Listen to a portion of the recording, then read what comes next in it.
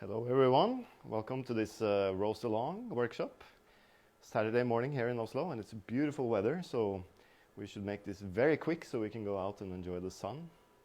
No, we'll make it an hour actually, and the idea is to roast a couple of batches on this Stronghold 850 gram roaster. And while I'm kind of roasting, I'm going to explain a little bit about how we roast, what's happening inside the roaster, what to kind of look for. And we're going to open up for some questions after the first batch and also after the second batch, because we're going to roast two batches, one for kind of filter coffee and one that is more kind of towards espresso brewing. So we'll open up for questions midway and then at the end. And for those of you who have already asked questions, we're going to post them on our live feed. And we will actually select 20 people where we're going to send samples from the batches we're actually roasting. So you will be receiving those in the mailbox. So joy and pleasure will await the most eager question askers in, I guess, a couple of weeks. So you can taste the results of what we've been doing today. Cool. This is kind of a collaboration with Stronghold. They have given me this roaster to play with no strings attached. And they were wondering if I could do a review, and I said I don't really do reviews, but I do educational stuff, so I thought we could play a little bit with this roaster, and while doing so, explain to our followers how we roast coffee and what's happening inside the roaster. All right, so let's get started. Before we roast at all, it doesn't really matter whether it's a sample roaster or a big roaster or production roaster. You kind of need to prepare a little bit beforehand. And of course, I've been roasting on this roaster beforehand, so I've actually made a couple of profiles that we're going to follow. And this roaster has an kind of automation inside, so it means I can actually do a roast, store the profile, and then for the next roast, I can just select that profile, and the machine will follow everything exact. And it's really, really precise, which is not so common with automation on bigger roasters, but on this roaster I've found that when I do color measurements and also tasting afterwards, it's really, really precise when it replicates the roaster. But one of the first things you need to do before you start roasting is to preheat the roaster, and that will take 20 to 30 minutes on this roaster, which we don't have time for. So I've already done a test batch before we started the live section, and that means the roaster is kind of hot. So for now, I'm just going to select the profile and then start heating the roaster, and then after a few minutes it will be hot enough to follow the profile that we have set.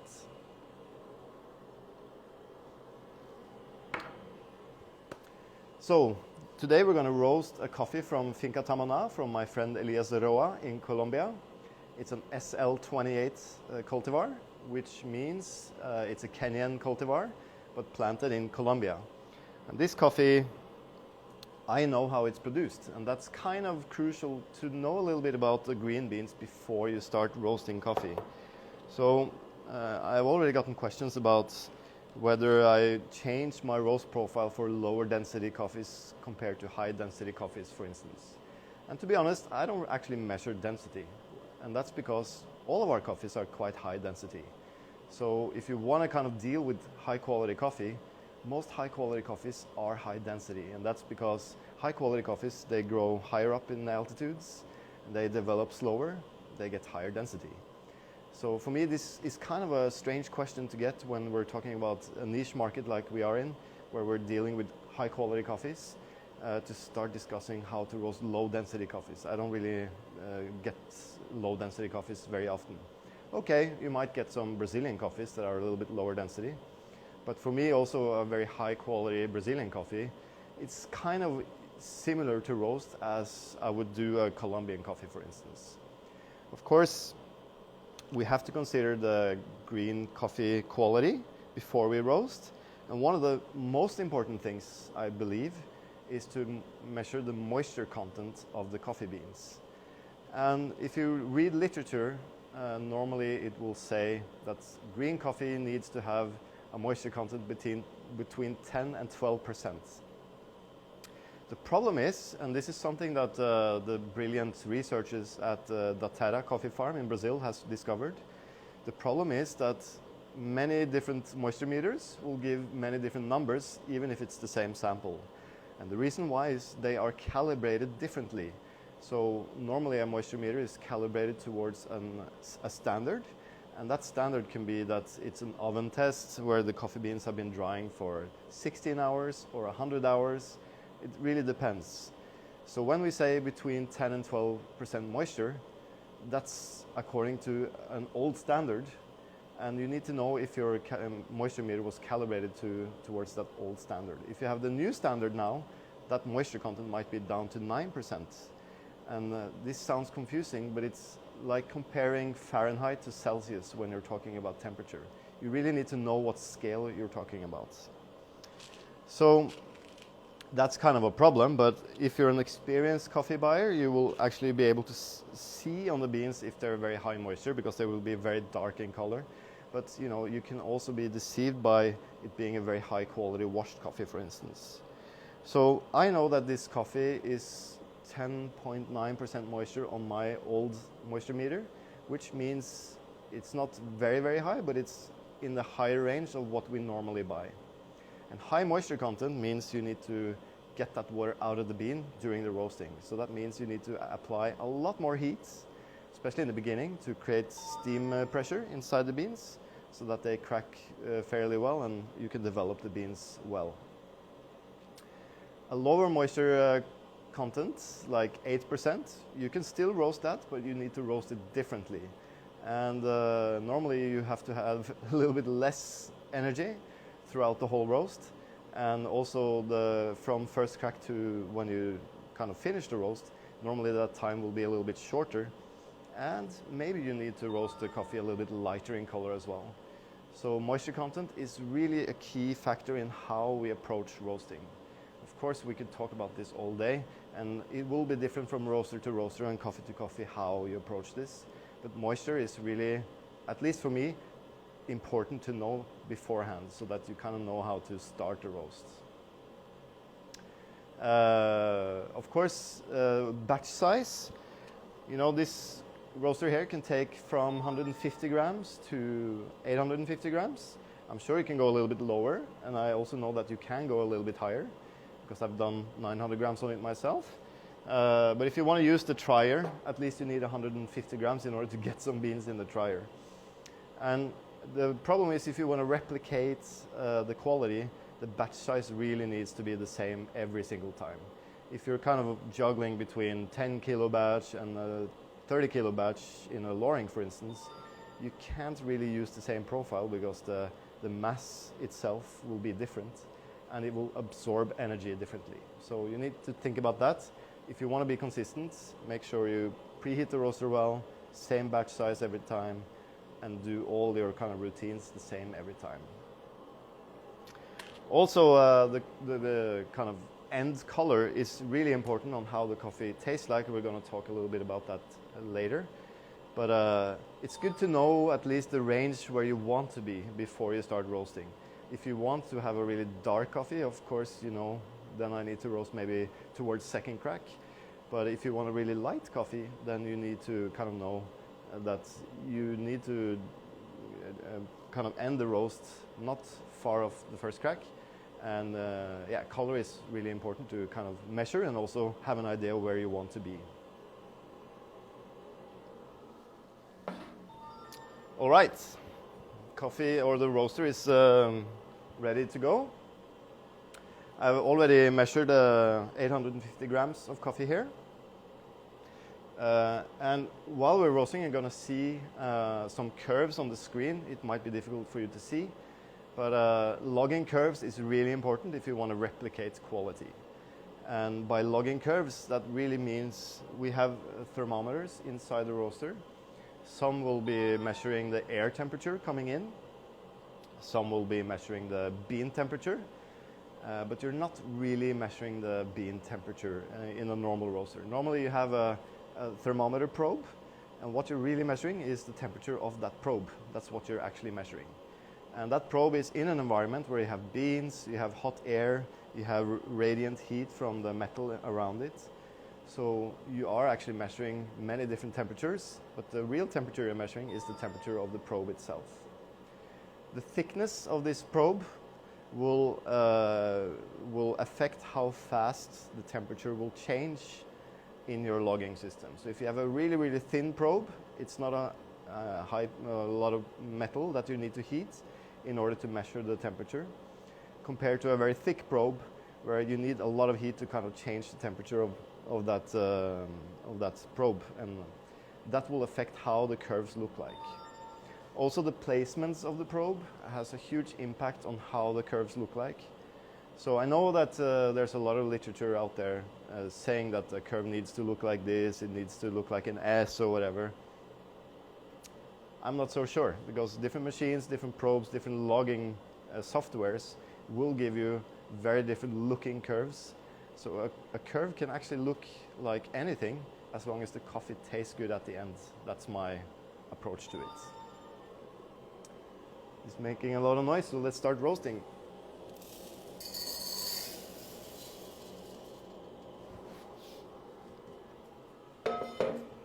So the bean goes to the hopper, and we can just start roast by clicking here.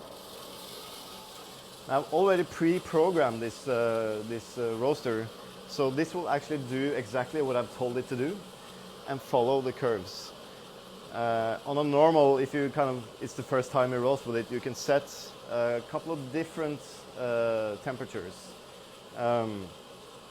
You can set the air temperature coming in, which is the main heat source, so it's a hot air roaster. There's also a couple of halogen lamps that creates heat. That's more like a radiant heat. And then there's a blanket around the drum that heats the drum. That's kind of supposed to be conductive heat. I have to be honest that I don't really use it that much. I use it just a little bit, just to heat the drum a little bit. But I find it to be not as useful as hot air. And also the halogen is a little bit more affecting how the coffee is roasting. Now you might see on the screen here that we have some lines. There's a blue line, there's a white line, there's a red line. And they're measuring quite a few different temperatures. But what I've really programmed is the white line, which is infrared temperature sensors measuring the temperature of the beans. And the roaster is now logging to see if it can follow the curve that I've already set. And the lines on the bottom here tells me how much heat I'm applying. This is an electric heater, so it will tell me how many percent of electricity I'm using. Is it 90% heat or 80%? And that's kind of the hot air. And also the halogen, what's the setting on the halogen from 1 to 10. Det är inte så farligt. A lot of people are talking about rate of rise curves. And what is a rate of rise curve? Well, it's actually the same as a bean temperature curve. It's just telling you the numbers in a different way. So a bean temperature curve is based on temperature and time, where the rate of rise is based on how fast the temperature is rising depending on time. So for instance, you can say that it's rising 5 degrees per 30 seconds or 10 degrees per minute, and that will be the rate of rise. So it's kind of a speedometer. So you can actually calculate, let's say I want this roast to last 10 minutes, and I know that the beans will start around, let's see, 100 degrees, and the end temperature will be 205, for instance. So you can calculate in 10 minutes how fast does it need to rise in order to get to 205. That's a 105 degree increase in 10 minutes. I don't really work that way because you know that the rate of rise will be much higher in the beginning and much lower in the end, because we're heating up room temperature beans to quite high temperatures, so the temperature will rise really fast in the beginning and then it will decline towards the end. There's also a lot of theories on what's the kind of optimum rate of rise curve, how does it look like. Scott Rao, he's written a couple of books. He has a lot of good explanations on how to work on that. I would say I don't really follow it 100% myself. I think it's good guidelines, like it's normally higher at the beginning and lower at the end. But it will differ so much depending on the roasting machine you're using, the type of thermometer probes that are inside, where they're placed, the kind of software you use. So I would say take that knowledge and use it as inspiration in order to maybe understand a little bit better how to approach your roasting machine.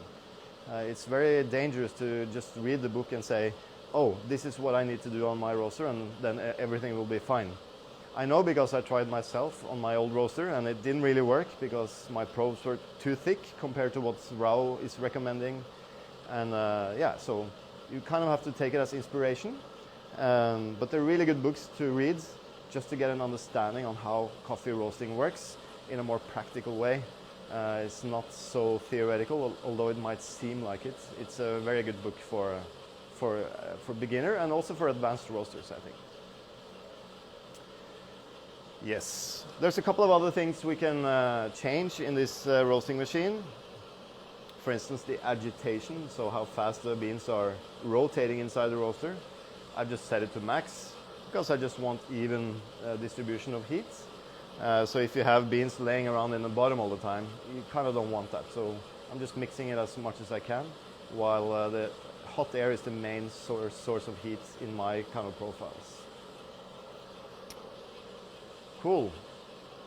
So let's talk a little bit about how we roast. A lot of people ask me what's the starting temperature. Well, that also depends on your roaster, and it also depends on the beans. But for me, it's important that the roaster is hot when you start. If you have a drum roaster where you have flames underneath the drum, you don't want to overheat the drum so that it's burning hot, because that will lead to scorching of the beans. So you might want to consider, if you're waiting too long, you might get that problem. But in a hot air roaster like this, for me it's not so important that the temperature is 220 or 200. I haven't found that that makes a huge difference. What it actually makes a difference on is how the curves look like. So it's just important to have the same starting temperature every time if you're going to have consistency from batch to batch. And whether it's 180 or 200 doesn't really matter for me, because you will just compensate in the roast how much energy you put in anyway at the start. So the first stage of coffee now is kind of the drying stage. We know that we started with the green coffee beans, and inside now I can see that they're already brown. A lot of people, it's quite modern to look at the different phases, and in logging software you can kind of note where the yellowing stage is, which is when the green beans turn yellow, and then they will turn brown, and then you will hear a first crack where you hear like the beans popping. So a lot of roasters like to mark in their logging system where the yellow starts.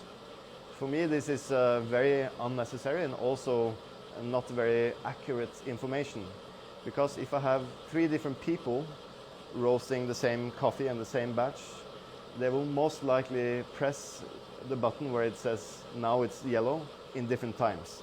And that's just because it's not like the bean goes from green to yellow like in a second. It happens gradually. So when is it yellow? You know, is it now? Is it when it's a little bit more yellow? This is not very accurate information for me. Now I can hear the first crack starting already, and I'll explain a little bit what that is. But we're at 206 degrees, which, you know, doesn't tell you anything, because in a different roaster, like my old roaster, I would have first crack at 160 degrees.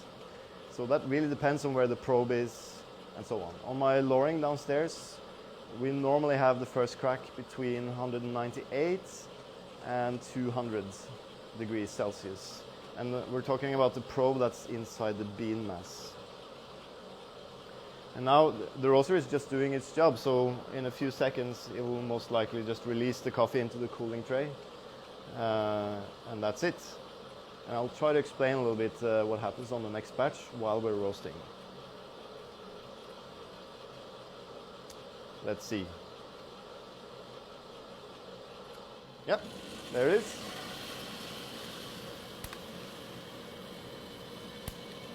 So I'm guessing around a little bit more than a minute development time. Development time is from the bean start to pop, like the first crack, until you finish the roast. That's the development time. A lot of people ask about development time ratio, that it needs to be 20%. 20% means if you roast for 10 minutes, 20% of those 10 minutes should be the development time. So, but it doesn't really work like that. It's really depending on the roasting machine, the coffee, and your profile, how long that development time should be. And who really decides what's correct is your own taste. So the roast person, he is the one who decides how the coffee is going to taste like in terms of roasting style. And so the development time can be anything you like. It can be, 1 minute, it can be 2 minutes. Of course, the coffee is going to be darker and taste more roasted, but that's also, allowed, and some people prefer that. All right, so when we start roasting, we start with the green beans. And the first minutes, you will see the beans go from green color to more whitish, and then it turns into a yellow color. And you can just smell the beans are smelling like dry hay or grass. And in this stage, you're actually just heating up the beans.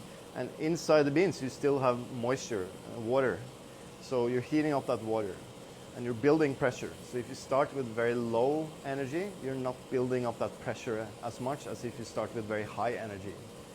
So for a higher quality coffee, like a Colombian that's grown at 1,600 meters above sea level, so it's quite dense, you need a lot of energy to break the cell structure of this coffee. This coffee has also been dried under shade, which means we know that the cell structure in the beans are quite intact. And that means you can use a lot of energy to kind of get the roasting process started. So we're heating up that water, and then the beans start to turn brown, and that's when you start to smell these kind of wonderful coffee smells. It doesn't really smell like coffee in the beginning, it smells more like a baked bread, but this is the Maillard reactions starting to happen, browning reactions, which is the same like when you're frying a steak. It will taste like a fried steak or grilled steak instead of when you boil the meat, you won't get the same type of flavors. So these flavors, the coffee flavors, are actually created in this phase, Maillard phase. And some people theorize that if you stretch out the Maillard phase, you will have more flavor and so on. I know that Coffee Mind in Denmark, they have done research on this, and they haven't found that this has a huge impact. They say that the most impact is what happens after first crack and the time after first crack. That's kind of where you impact the most. The time to first crack, of course it has some impact, but not as much. So, of course, if you roast a 30-minute batch, it will not taste as good as if you have a 12-minute batch. I mean, they will taste very, very different. So it has an impact, but most roasters are not in those kind of time frames. So after first the coffee is green, then yellow, and then you have the brown, where you start to see the beans go brown. You're still heating up the beans, browning reactions are happening, you're heating up the water, and you build pressure inside the beans because the cell structure of a green bean is very tough. I can't even chew a green bean without breaking my tooth. So you're heating up this water, and that means you create pressure inside the bean, and at a certain point there's so much pressure and the cell walls are starting to kind of break down because of the high temperatures. So you hear the beans actually pop like popcorn. So you hear like this small little firecracker sounds like and this is what we call first crack, and it's created by steam pressure. Now, how fast you roast will impact how the first crack sounds like. So if you have a lot of energy, you might get the cracking starting quite early, but it might be quite uneven, but it will be aggressive. If you're roasting really slow, you will get less aggressive cracks. So this is something you can look for, because on this machine maybe the ideal roasting time for my style of roasting is around 8 minutes, because I'm only roasting 900 grams. Whereas on our big machine, which takes 30 kilos, we can actually roast 35 kilos on it. Maybe the total time is 11 minutes. So the total time really depends on the roast machine, you know, how long you should roast. So when people ask me what's the ideal roasting time, you know, anywhere between, you know, 5 minutes from a sample roaster to 15 minutes on a different roaster. It really depends on your setup. So you just need to test it yourself. Try to have a good color measurement, make the same color, and just see what total time is. But as the research say with the coffee mines, they've found that the total time is not as important as the development time and the color measurement of the coffee. That's the two most important factors on how to influence the flavor of the coffee. So the first crack is steam pressure, and normally people will press a button, or in their logging software they will mark when the first crack starts based on listening to the coffee. And for me, again, it's the same with the yellow stage. This is a very inaccurate way to do it, because it's not like the coffee will crack the same time every time. Like, you have a couple of hundred, maybe even 1,000 beans in a batch, and some beans will start to crack early, some a little bit later. So it's really difficult to determine, do I mark it when I hear the very first beans start to crack, or after 3 beans have cracked? You know, when do you actually mark the first crack? So in our roastery, we can't really hear the crack anyway, because the roaster is quite loud. So instead of listening to the cracks, we actually know that the cracks normally start at 198 to 200 degrees. So we say that when we have 200 degrees, that's when we kind of hit the first crack button, and that marks the first crack for us. And then from 200 degrees until we end the roast, we can start taking the time. Is it 1 minute and 50 seconds? Is it 1 minute and 10 seconds? This will be called the development time in our roasting profiles. This is the same I would do actually on this roaster, because to mark it just by listening is very inaccurate science. And I know there are some other roasters who now have first crack detection, which means it will detect the cracks automatically. But again, you might have just one bean that is a little off and different from the rest, that will kind of start the first crack there. So this is not the most accurate way to do it, I think, if you want consistency. We found that if we do it on temperature, it's very, very consistent. So on this roaster, I've found that the first crack normally starts around between 200 and 203, 4-ish. But it also depends a little bit on the coffee. Yes. One of the things that I also have to mention, I said that if you have high energy, fast roast, the crack will be quite aggressive.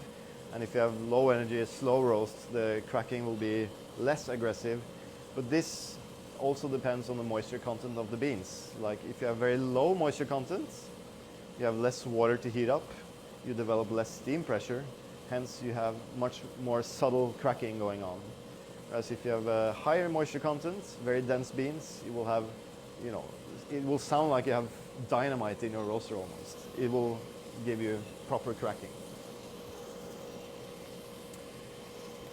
So after a batch, it's important to cool down the coffee, of course. On this roaster, it takes around 5 minutes, but it really depends on the ambient temperature. If I have good air condition, it might take 4 minutes. Now it's pretty hot today, so it will take maybe 5 minutes.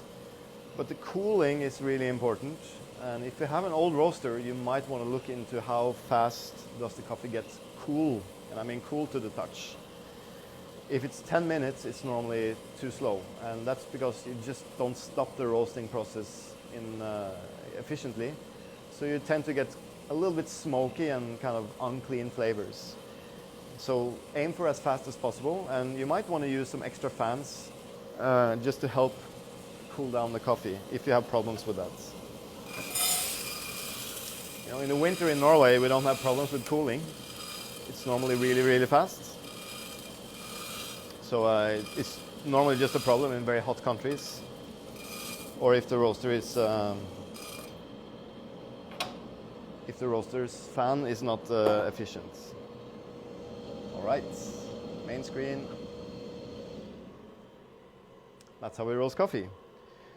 Now, after the roast, we normally do some quality control. And we normally do, and I don't have that color measurement here, but we use a color measurement device. It looks like a microwave. It's called Color Track. And we basically take a small sample of the roasted coffee.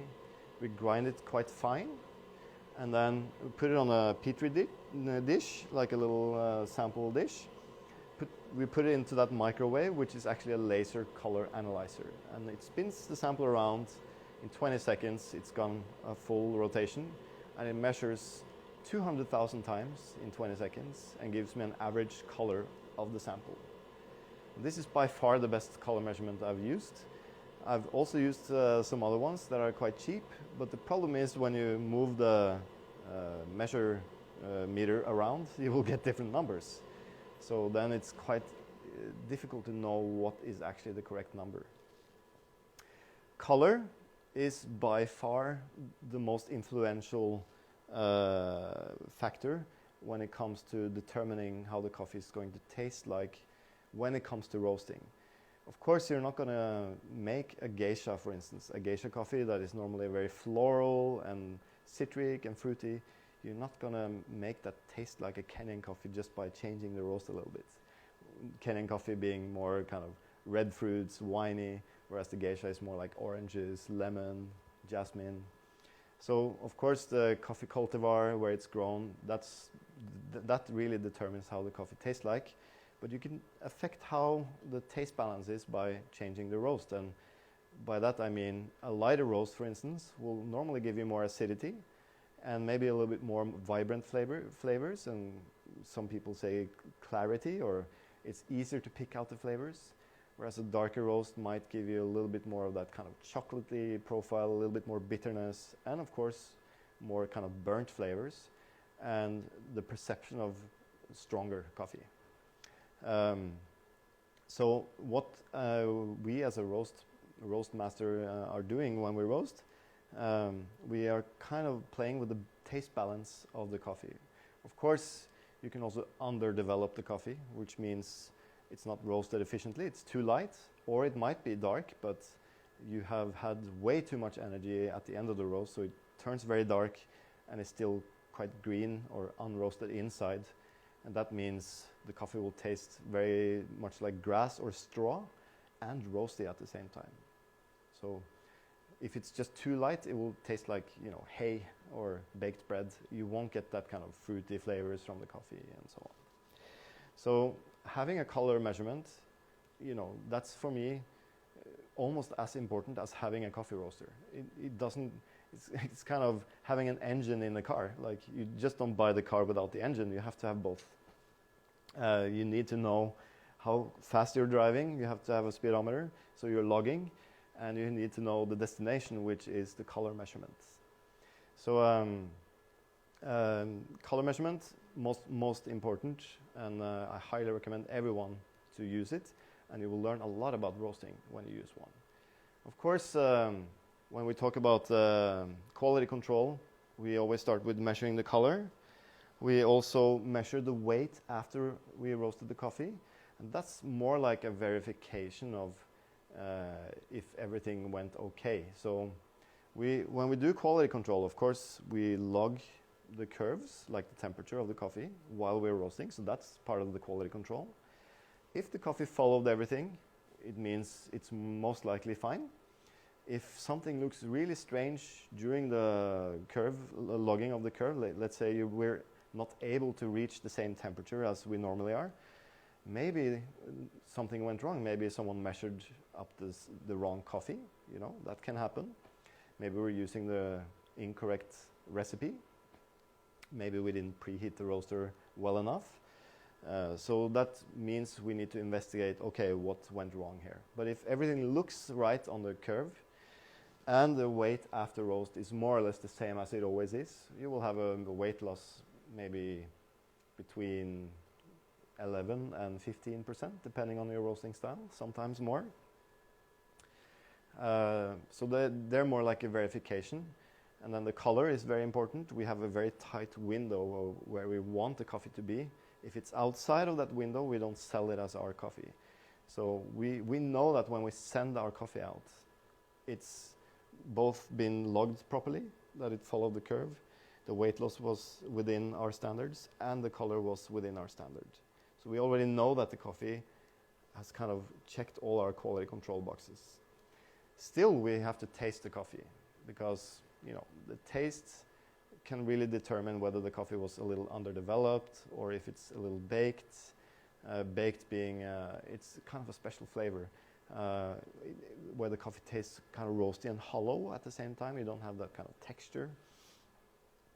So we also need to taste the coffee to see if it's okay or if we need to change the profile a little bit. But if you taste the coffee immediately after you started roasting, it will taste very strange. There's a lot of carbon dioxide inside the coffee beans. The coffee will taste really strange. So I actually wait 4 to 5 days before I taste the coffee in order to be able to determine how was this roast. It's much easier if you wait a couple of days rather than doing it straight out of the roaster. All right, I think we have time for some questions and maybe some water. So I have my colleague Christian, who's helping me film today, and he's going to post some questions on the screen and then repeat them to me so I can try to answer some of them. What makes a coffee taste clean? First question is, what makes a coffee taste clean? Well, green beans is the first thing. You have to have clean green beans. If the beans are over fermented, they will taste like ferment. If the beans were stored on the ground, they will taste earthy. If they were too moist, they will taste moldy. So, of course, the green bean quality is key number one. But if your coffee is not tasting clean, if it's tasting a little smoky, it might be because you're roasting it a little too dark. Or maybe you have some airflow issues with your roaster. Especially with old drum roasters, you might have a lot of smoke inside the roaster because your fan is not kind of extracting the smoke and the fumes from the roaster out of the chimney. So if you have problems with the smoky coffee, you need to have a little look in that. All right, next question maybe? In your own words, how would you define Nordic coffee and Nordic roasting? So Nordic coffee and Nordic roasting, it can be anything actually, because Nordic countries, there are 5 countries. And I can mainly speak for Norway because this is where I live, but in Norway we have very dark coffee, we have medium roasted coffee, we have very light coffee. I think in general the coffee quality is quite high, because even if you go to the supermarket and buy one of the kind of standard brands that are roasted in Norway, it's based on pretty good quality Brazilian coffees with some good Colombian coffees inside. And they're roasted fairly light, like compared to, for instance, what you get in America as a supermarket coffee, it's roasted extremely light. So it can be anything, but I think the focus on raw material and kind of coffee flavor, the natural coffee flavors, is kind of what defines the modern Nordic coffee.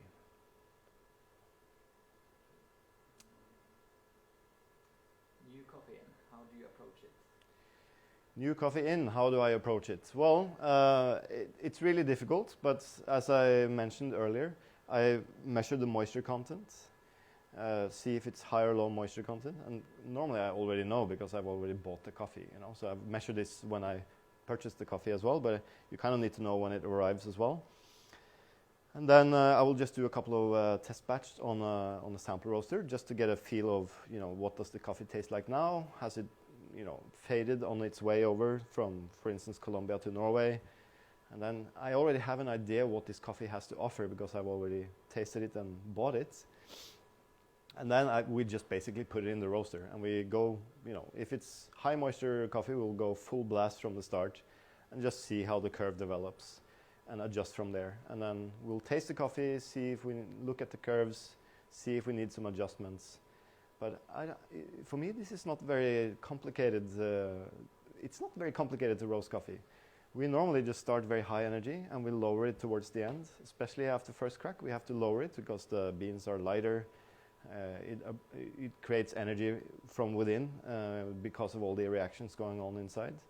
So you need to be more careful at the end. In the beginning, it's quite easy to just go full blast and you can adjust from there. So this is what we do. We roast the coffee, we taste it, and we compare it to some references that we have to see if it's okay. We have to measure the color. Let's say the color on the color track was 50, and we compare that to other coffees that we have that are around the same number. And then you can taste, this coffee still tasted a little roasty. Maybe we actually need to go a little bit lighter, for instance. That's how we do it. So we do by trial and error. And I think, this is the way you have to do it. When you get new ingredients in a kitchen, you have to kind of do a couple of test batches before you start serving your customers. Yeah. How important is an always declining ROR? An always declining ROR. Well, we touched on that a little bit previously. ROR curve is the rate of rise curve, so you log how fast the roast is going. And a lot of roasters have theories that this needs to decline all the time. Yes, maybe. It depends really on how sensitive your probe is, where it's placed, So how important it is, it really depends on your setup. Let's start preheating the roaster again. I'll do the same profile. So the first batch we did is a filter coffee profile. And I think the development time was around 1 minute, 10 seconds. I can't really remember because I was talking. So we're going to do an espresso profile. And what I'm doing is actually following the same profile. And the only difference is that at the end, I will oversteer and take over. And we'll have a little bit longer development time, maybe 10 to 15 seconds on this roaster. And I'll also make sure to lower the heat a little bit more aggressively towards the end. And that's the difference for me. It's not espresso is a brewing method. It's not espresso is not a coffee bean.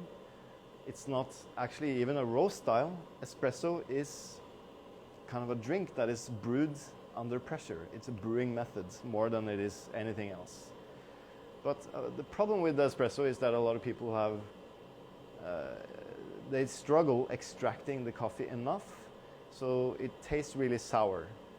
And that's a whole different class that I can have, but one of the things that really is a thing that we see a lot when we visit customers is that their grinders aren't good enough to extract enough. They create clumps in the grounds, so that you have a lot of channeling during extraction and you get really under-extracted coffee, and under-extracted coffee tastes really sour. The filter baskets might be really old and worn out and not very good. The pressure is maybe not adjusted well.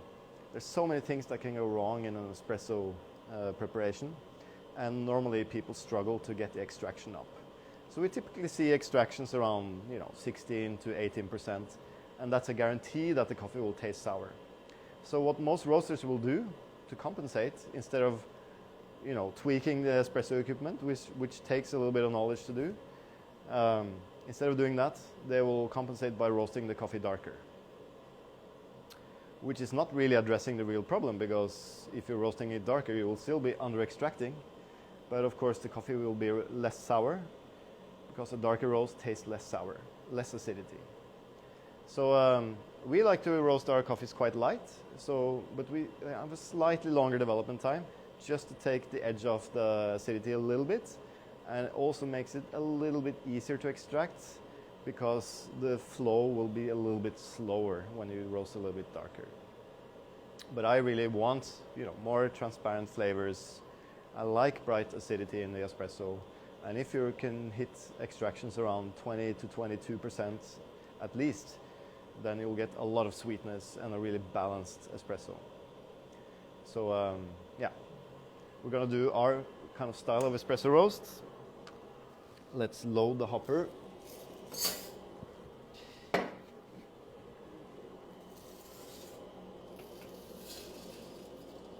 Like that. And it's ready. Let's start. So, like with most of our roasts, we normally start with very high heat. If this was a very high moisture content coffee, which it is, you might go full speed on this roaster if you want to. I found that we don't really need to, so I think the heat setting is from memory maybe 9, and it goes all the way up to 10. And then we'll keep it there for a while, and then, you know, towards the middle of the roast, we'll start lowering the heat a little bit, just gradually. Always when we make adjustments, we make very gradual adjustments. You don't want to kind of put the full brake on it and then speed it up again. So gentle adjustments all the time, which means you need to plan a little bit ahead when you need to do the adjustments. And why we make adjustments? Well, we can see on the rate of rise, and this is what I use the rate of rise for. You can see if the roast is all of a sudden starting to go much faster up in temperature. So that's something that I don't really want, because that means you might get a very kind of dark outer bean and more green inside. So when you see the rate of rise really going up in the middle of the roast, that's a sign that you need to start lowering the heat. And you will see if you just keep the same energy all the time, especially at the end of the roast when you have the first crack, you will see the rate of rise, you know, jump up and then crash. So you kind of need to gently move the temperature down. And why this is because the bean is of course much denser in the beginning. There's more water to heat up, and at the end there's less water. The beans are more kind of brittle and light. They expand in size, and they also create energy from within because of all the chemical reactions going on inside, which means you can lower the temperature at the end, especially around first crack. Yes, so we're following the auto profile. Of course, this is not an ideal roasting environment. I was waiting quite a long time before I did the second batch. So I'm not 100% able to follow the profile now. So if you want to follow the profile 100% on this roaster and on most roasters, you need to have a good in-between batch protocol, which means from one batch to the other, when you have kind of finished the roast and before you start the second roast, you need to know what you're doing. And now there's some softwares where you can log the temperatures inside the roasting environment during that time.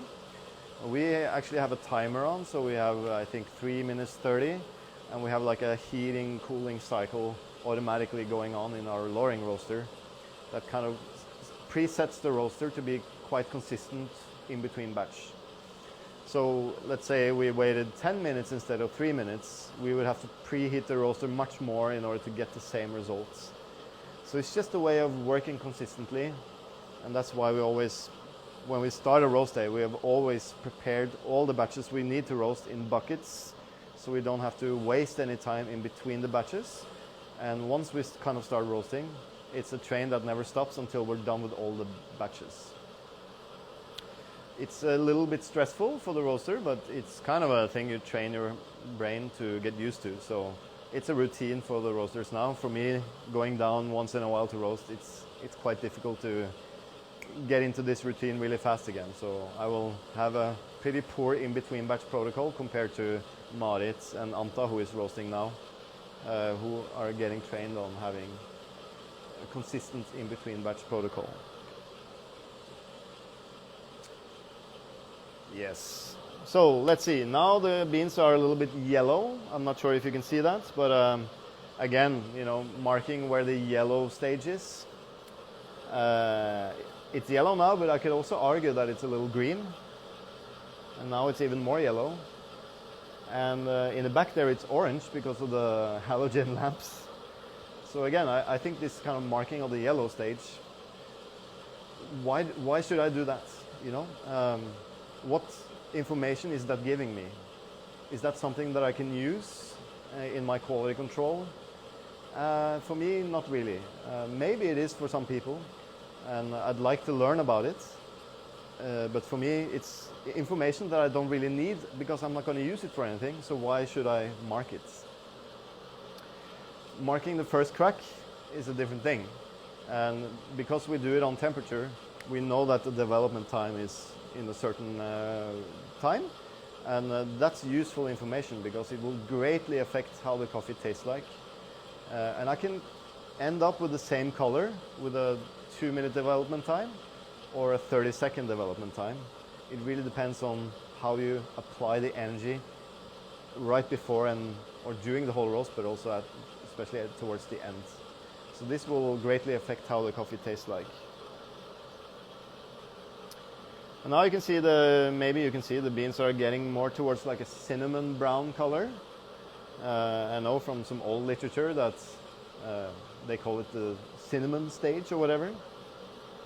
For me, this is also not very useful information. A lot of people like to use the trier. Let's see if I can make it. And they like to smell the coffee. And at the moment, it smells like baked bread, actually. We normally don't use the trier at all. Especially here, we have a window where we can look at the beans. And the reason is when you take the trier out, you have all of a sudden a little chimney where the roaster can suck in cold air into the environment. So, although I can't really see it that much on this roaster, I can see it a little bit, but on some roaster you can see that something happens with the temperature when you take this out. So I recommend just leaving it in and only take it out if it's highly necessary. Some roasters will have like on the Loring for instance, you'll have a little lid that kind of blocks it when you take it out, so it doesn't affect the roasting environment. But again, I don't really see why I should be standing there smelling the coffee all the time.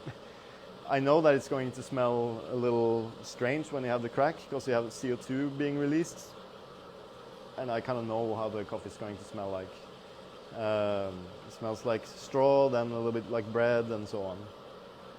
Of course, it's interesting, especially when I learned roasting, I was smelling it all the time. But again, what am I going to use this information for in my quality control? You know, not much. We can hear it starting to crack now. It's around 205 degrees actually. And that's the bean surface temperature that I'm talking about. So you can mark first crack. You know, I don't really have, at the moment, I don't really have a desire to do so. But let's say it was around 7 minutes 20 seconds. And the end time on this one should be around 8 minutes 20, so that means around 1 minute development time. And of course I will go in oversteer when we have the latest. You can just go in here, switch to manual control just by touching the screen. Yes, I would like to switch. And then I'm going to turn down the heat a little bit more.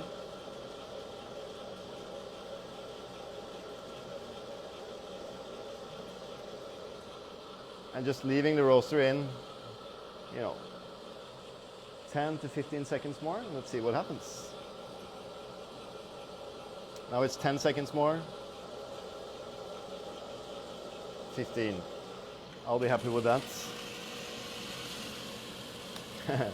Roasting doesn't have to be more complicated than this.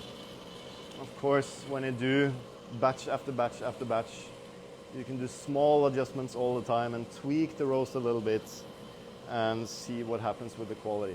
But remember, if you do that from batch to batch and the profile looks, you know, 99% the same and you make maybe 1% difference, you're just playing inside a very, very small frame. So you're not going to make huge changes here. If you want to really exaggerate changes, you need to kind of decide beforehand what changes do I want to make and exaggerate them so that you can really taste what it makes, how it makes a difference on your batches. So this is kind of what we do when we do a new coffee. We try a couple of different profiles and then we taste it and then we see kind of, okay, this worked better than the others, and then we go from there and then we do small tweaks from there. And that's kind of how I operate with a roaster. It's not so theoretical, it's more practical. But you know, with good color measurements, good protocols, good routines, we are able to be a very consistent roasting company. And that's, for me, more important than having that one little batch that tasted phenomenal and the rest didn't taste good, you know. Consistency for me is key. We have some few minutes left. Of course, at the end of the roast, it's going to cool, and a lot of people like to pick out Quakers. I highly recommend doing that. Just watch your fingers.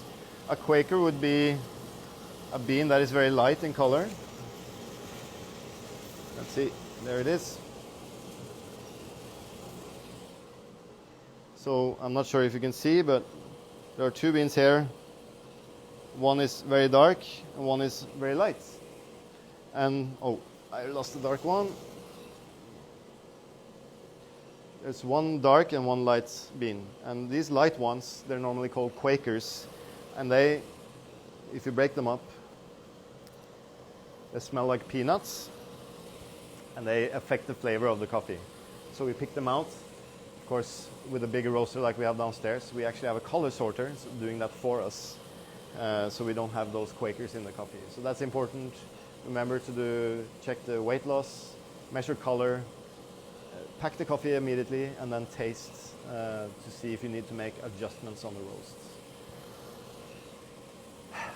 We have a couple of minutes left for questions, right?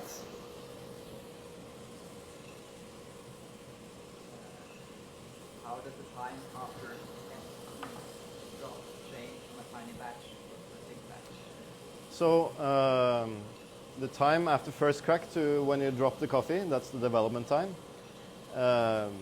It can change depending on the batch size a little bit, but I don't find it to be changing that much. You know, the coffee needs some development time anyway. So maybe there's a difference between 10 to 20 seconds from a huge batch to a small batch. It also really depends on how fast you have been roasting. So you have to just use color measurement to see what's the correct development time for you. Yep. How different do you roast a natural processed coffee versus washed coffee?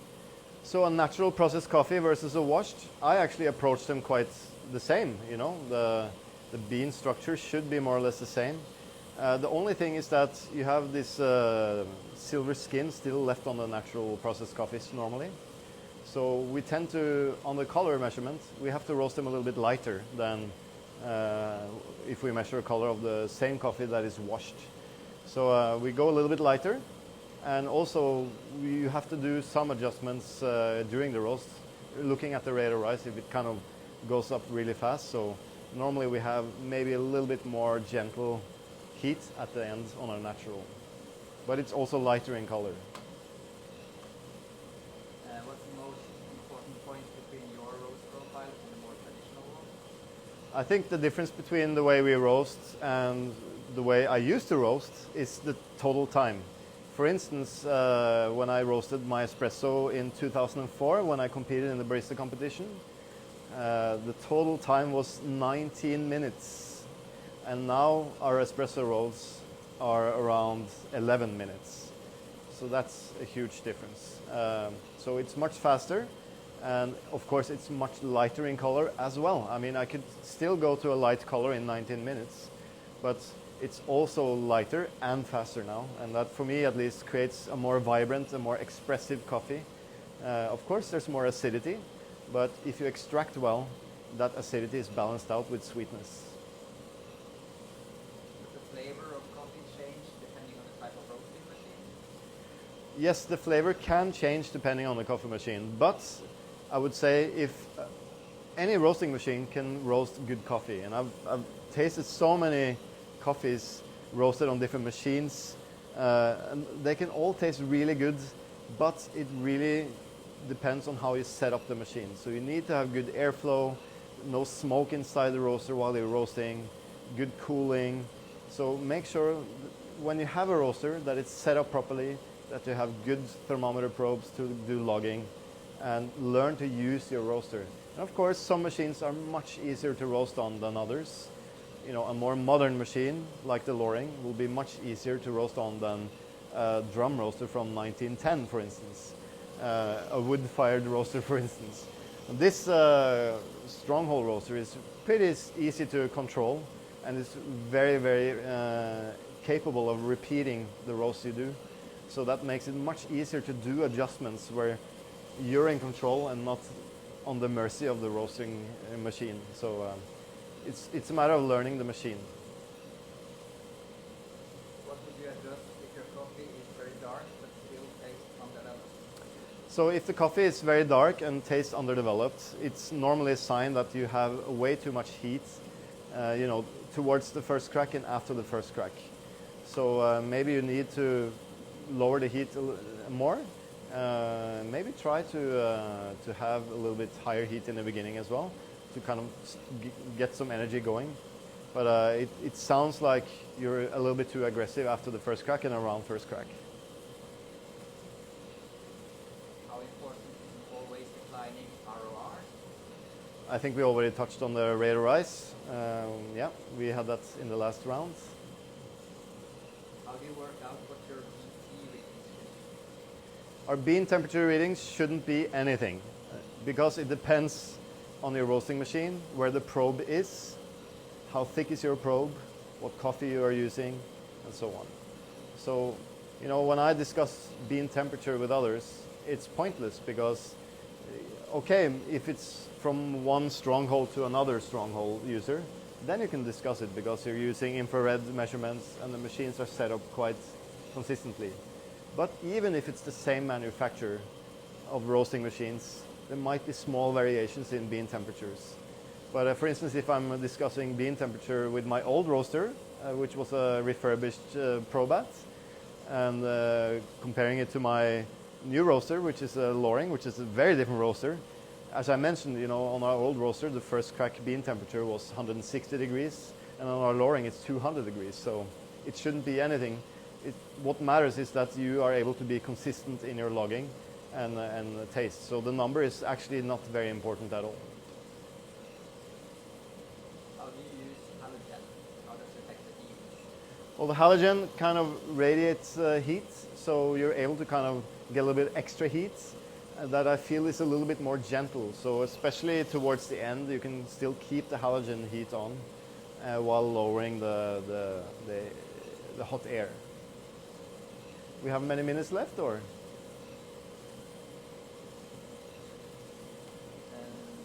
I think we're towards the end, so I think we are only allowed to do 1 hour. So all I have to say is thanks for watching. We will be selecting, I think, 20 people to send out samples of these roasts that we did.